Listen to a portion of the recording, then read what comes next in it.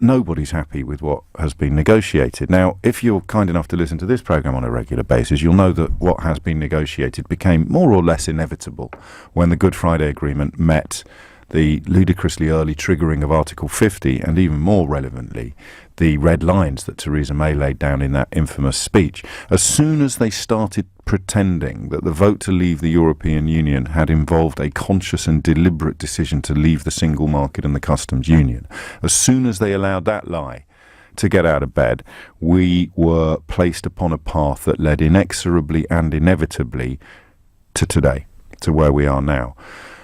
And it's horrible. It's a rubbish deal. It does all of the things, or it renders the United Kingdom all of the things that Brexiters claimed we were for the last 30 years. So if you were a fan of Schadenfreude, and I don't see how you can be, frankly, given that the misfortune of your political enemies is going to be visited upon you and your family, not just upon them.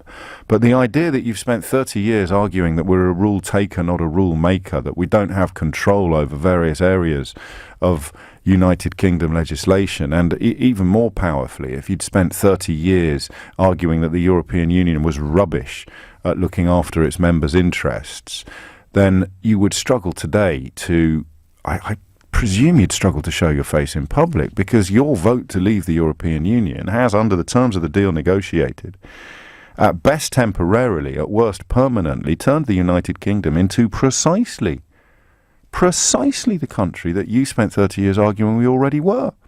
But you can't admit you've made a terrible mistake, because that would involve admitting that you've been wrong for 30 years.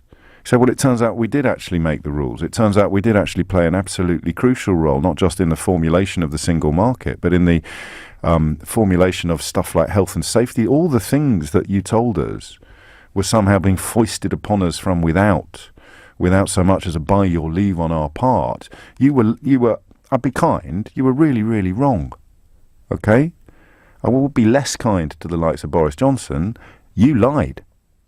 And you're still lying. But for most of us who could have voted either way, we were just really, really wrong when we believed that the European Union was some sort of alien force dedicated to our demise and dilution. It clearly isn't, because look at the 27 members united in acceptance of a deal that is going to actually render their circumstances worse than they currently are, but they're signing up for it because it's the best thing out there once you've allowed the Good Friday Agreement to run up against the early triggering of Article 50 and the imposition of those ludicrous red lines.